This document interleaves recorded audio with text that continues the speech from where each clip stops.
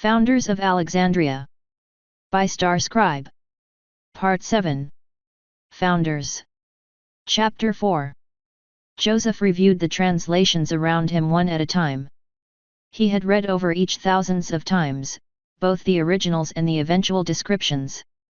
Even now that he knew the simple code the cult had used, he still shivered at the patterns the letters elicited when written in runes. There was something special about runes, something the books about it described as almost sacred. Runes gave the whole world new instructions. To use them to tear the tapestry apart instead of making it stronger disgusted him. H tul q car ydkqh bvlt tul p mac car xb2 car vp tul pcz com jq car nmlpw tul mwfgx com n com tul dbbqflv tul x mac com min hpfl min mes gmyhp tul vrhh min. Triumph in Philadelphia, Shadow Speaker directs us to gather in Alexandria. Make haste. Com bkb tul zgzyzhkmxqqhqpqr min pqyqwqzhkmm drvevri mes tul dbbqfwp tul fkh tul krh com ndcbbqw tul dy mes. My children, the deceived have known these ponies. Gather that we may destroy their mark.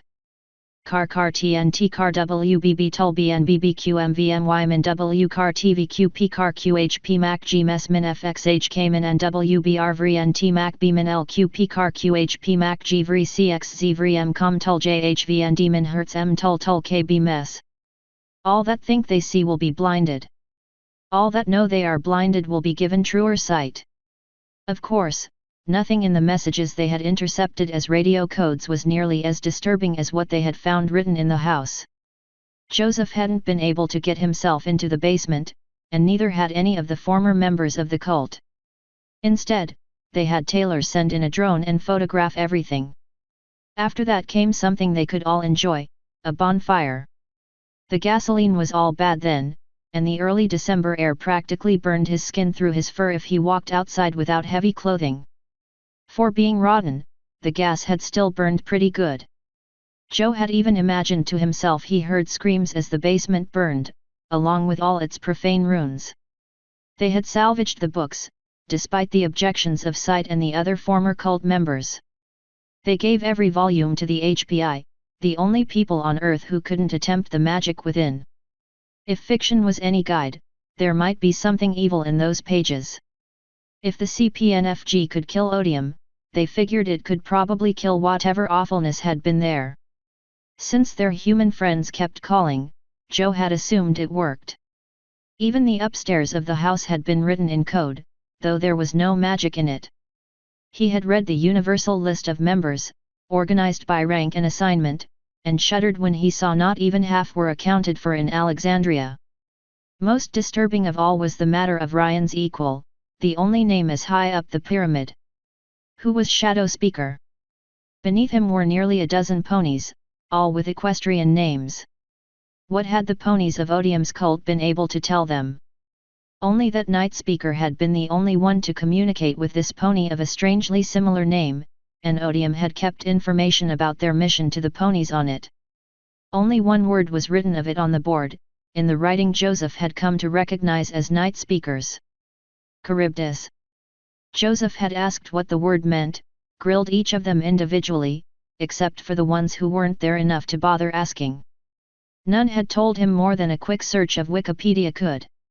A giant sea monster that swallowed ships? Obviously that hadn't come to Earth. He was out of ideas. What did Joseph do when he was out of ideas? Spend time with Mariah. He did that, though things weren't as fun as they had been when sex was new and strange and consequence-free. Now he was afraid he might pop her stomach if he was too forceful, and being around her was a reminder of the responsibility ahead. Joe didn't really mind, so long as he would still have time for his video games. He just hadn't expected he would have to be a father for another few years yet. Would he do a good job? He had been playing The Sims every few days for practice, and practically scratching his eyes out to figure out why anyone enjoyed having families or playing The Sims. At least the real thing wouldn't come on Origin. Joe wasn't like Mariah, he didn't really have a place to go and relieve stress. She had told him he was welcome to use her forest if he wanted to, but he hadn't seen the point. How were trees supposed to help him feel better, exactly? Even his video games could only get him so far, and in the end even the most exciting games would get boring. Unless he or other ponies with computer knowledge made them, there weren't going to be more video games. Certainly no AAA titles ever again. When he thought about the awful travesty that was being taken into a society of scavengers, it made him want to break something. Exactly why couldn't he have come back several thousand years, after computers had been reinvented and life could be normal again? Exactly what was he supposed to do with his life now? Father pony babies and play the same old games over and over?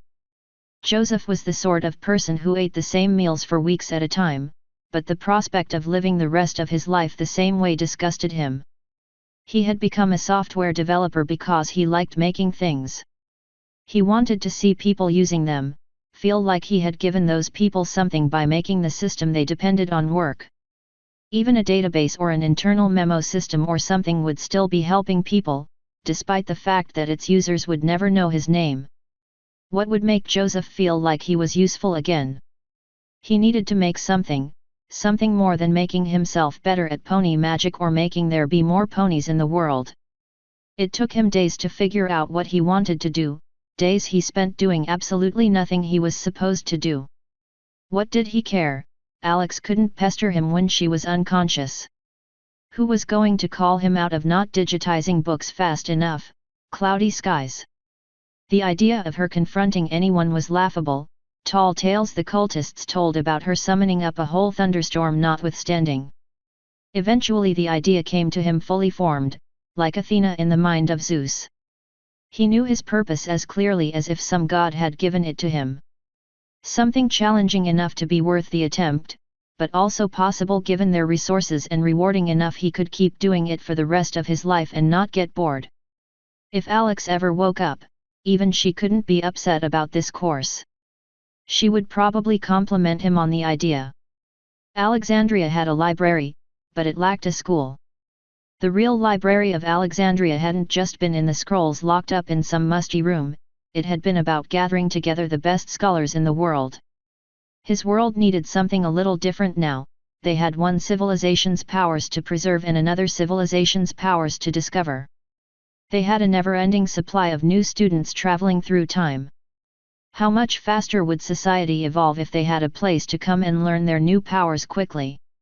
They had the books, but they also had the scholars. Real equestrian ponies who could be their teachers. Former cultists? Maybe. But what good were they going to be to the colony doing other things, anyway? Why waste them pulling plows or laying pipe when there were former humans for that? If the last few months were any guide, pilgrims to the library would continue arriving by the week, and at least some of them would want to stay. They voted on it later that day. For the first time since his satellite phone idea, one of Joseph's ideas was met with both support and enthusiasm from every pony. Mariah seemed thrilled, since it gave her something she could keep working on even when her body lost the ability to be very physical for 6 months or so. Odium's ponies from Equestria were excited too, since without earth skills they would basically have been relegated to menial labor. As Sight put it, if we can make up for burning your books by giving you our knowledge more directly, we're excited to help. There was no university in town, not even a modest community college. They would use the high school instead, with more pony-sized desks and supplies scavenged from the elementary school. Besides, it had a library they could expand using the collection of the now unsafe Paris Public Library, plus all the digital versions of equestrian books. Might as well make knowledge available all in one place. He set up the entire system using computers, mapping out the classes and assigning every student peers they could practice with together. The school would have discrete areas for each of the equestrian races, since each one seemed to have fairly unique powers that were not compatible. The only exception was flight, which seemed fairly similar between each of the races that could fly. It was halfway through December by then anyway, too cold to do any planting, and too cold to work outside comfortably. Alex probably would have had them out in it anyways, expanding the solar capacity or digging a bigger sewer or something else miserable. Instead, every pony in town started to spend at least some of the day in the high school. Joseph became the university's supervising director, and under his care the school quickly surpassed the trailer park as Alexandria's civic center. Studying the books had been wonderful for everyone, including himself. Having ponies actually demonstrate how to do the things the books talked about was even better.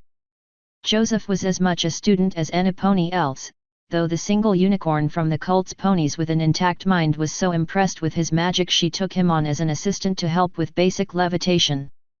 With his passion finally channeled into something that mattered to him, time took on a different meaning. He worked very hard. The university's director was also its administrator, secretary, web developer, and discipline officer. Often that meant giving up free time, or class time, in service to the growing little college. That was okay, since he had been the one to choose to sacrifice himself for the school.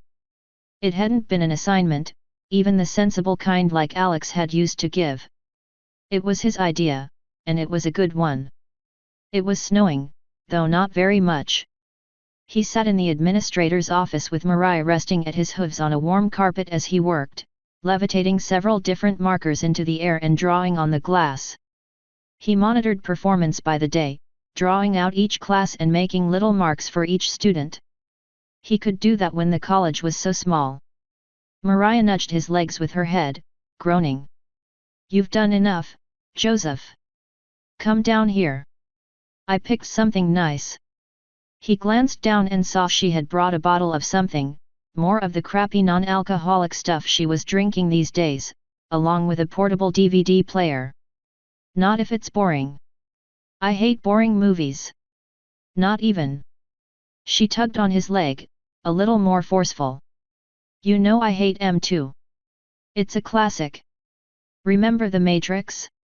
I thought computer people loved that movie. 90s computers, hurrah." He did like that movie, but he didn't want to give her the satisfaction. So he made a show of shutting down the computer, grumbling as he pushed in his chair and levitated the light switch off. Still, he sat down beside her in what was a comfortable resting position for a pony, pulling the edge of a blanket over the two of them. He poured as she fiddled with the DVD player. Mariah seemed more eager just to spend time with him these days, given he was often too busy with work and too tired after to do anything as strenuous as their old pastimes had been on most days. That was okay. He didn't mind spending time with her, either. It's not like he had anywhere else to be. The movie started, they cuddled, and snow blew outside. It seemed a shame their leader wasn't around to see what Alexandria was becoming. That was okay, though. As Joseph the Unicorn fell asleep beside his mare and his movie, he imagined this was exactly what Alex would have wanted for them. Author's note. Hey every pony! So just a few chapters to go before the end, just one for every living founder and the epilogue.